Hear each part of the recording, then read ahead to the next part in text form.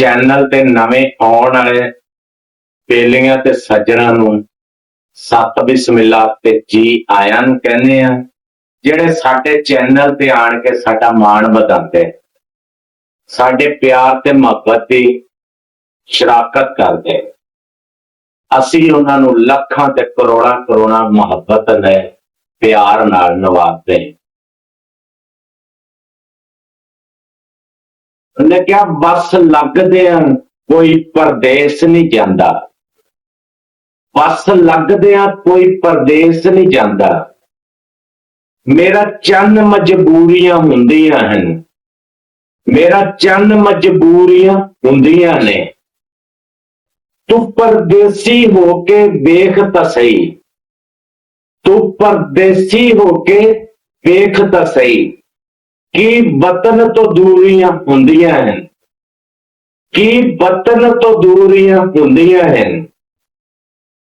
कदी पुछ हां चंद परदेसियां तो, कदी पुछ हां चंद परदेसियां तो किवें आसां पूरियां हुंदियां हन, किवें आसां पूरियां हुंदियां हन।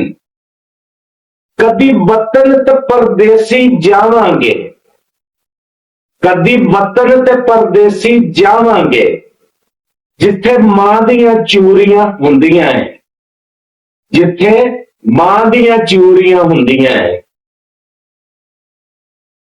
गल करदे आ मेरा एक मेरे सज्जन नाल मेरे दोस्त नाल इसे तरह हुई आ कि वो जदों बाहर सी ना ते पैसे कमांदा सी ते घर कलांदा सी, उदों उस बंदे दी बड़ी घर दे विच सेवा सी ते जदों ओनू उत्थे चढ़ जाना ना, सिर पीड़ करना उहदा ते पिछलियां नूं बुखार चढ़ जाना।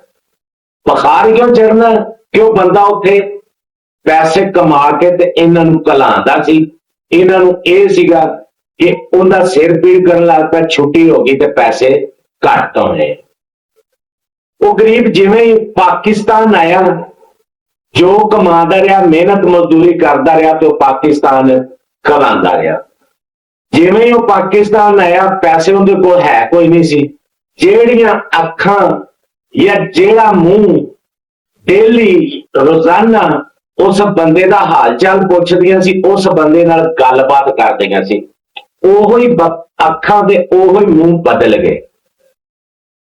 बदले इस तरह कि ना कोई उन्होंने चज ना बुलावे ते ना कोई उन्होंने चज नाल वेखे, क्योंकि वो बेचारे को है ही कुछ नहीं सी। भुखा आया, भुखा भी इस तरह कि जो उनके कोल कमाई सी उन्हें सारी पाकिस्तान ही टोरी रखी कि मेरे पीछे मां प्यो भैणा भरा ते दोस्त सज्जन भरावां परदेसियां अगे मैं ये गुजारिश करांगा कि जेड़ा बंदा बाहर रह के कोई यूरोप कंट्री च, कोई गल्फ कंट्री च, कोई किते या कोई किते आ, ते जेकर कोई भी बंदा बाहर यानी $1000 कमा रहा या 1000 यूरो या 1000 रियाल कमा रहा, उस बंदे का काम यह आ कि उन्होंने चाहिए कि वो 800 रुपया अपने घर भेजे तो 200 रुपया अपने को सेव करे, अपना पैसे तुहाडे जमा होंदे जाण।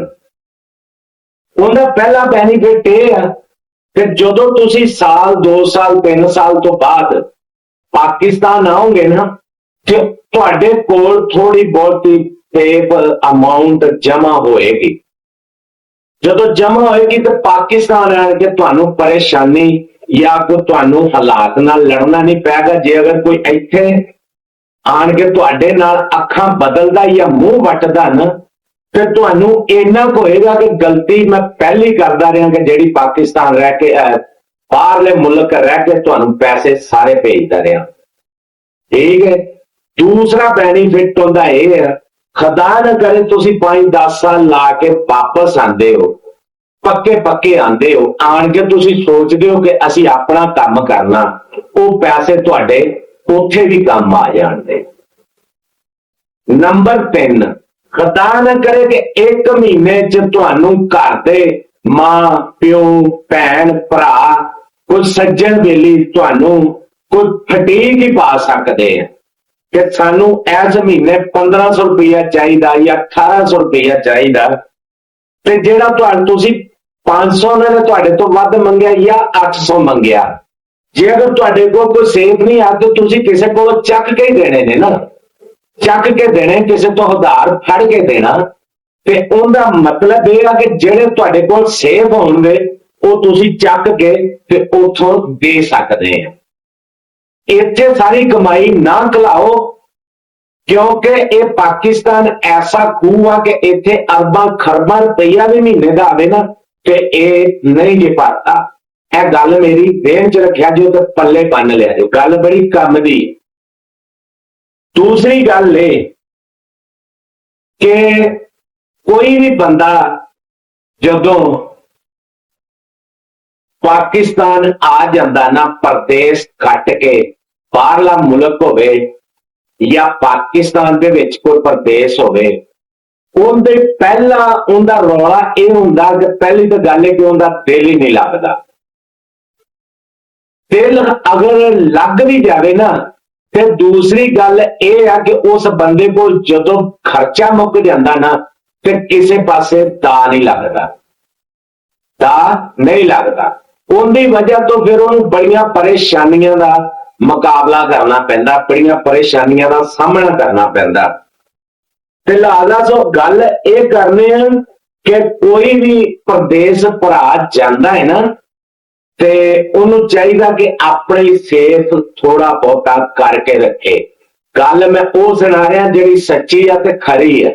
ਮੇਰੇ ਸੱਜਣ ਨਾਲ ਇੱਕ ਨਾਲ ਇਸੇ ਤਰ੍ਹਾਂ ਹੋਈ ਆ ਕਿ ਉਹ 10-12 ਸਾਲ ਲਾ ਕੇ ਆਇਆ, ਤੇ ਜਦੋਂ 10-12 ਸਾਲਾਂ ਤੋਂ ਬਾਅਦ ਵਾਪਸ ਘਰ ਆਇਆ ਨਾ, ਤੇ ਸਾਰੇ ਘਰ ਵਾਲਿਆਂ ਦਾ ਉਹਦੇ ਵੱਲ ਵੇਖ ਕੇ ਤੇ ਅੱਖਾਂ ਮੱਥੇ ਤੇ ਹੋ ਗਈਆਂ, ਤੇ ਉਹਦੇ ਬੜੇ ਮਾੜੇ ਦਿਨ ਚੱਲ ਰਹੇ ਆ।